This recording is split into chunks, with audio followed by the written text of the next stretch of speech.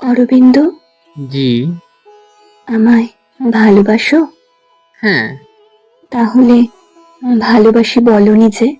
আগ্রহ নেই? কেন? ভালোবাসি বলাতে ভালোবাসা থাকে না, ভালোবাসা বুঝে নিতে হয়। তাহলে কিভাবে বুঝবো ভালোবাসো? আমার সমস্ত দুঃখের কথা কেন শুধু তোমাকেই বলি? মন খারাপ হলে কেন শেষ কলটা তোমাকেই করি? তুমি বুঝো না? তবু না বুঝলে ভালোবাসি বলে বোঝানোর ইচ্ছে নেই। একটা কবিতা শোনাও। তোমার চোখ, ভ্রু, নাক, ঠোঁট, চুল, কপালের টিপ, পরনের শাড়ি ইত্যাদি। কবিতা বোঝো? তোমার জটিল চোখ দেখার পর একটু আধটু বুঝি। উপন্যাস?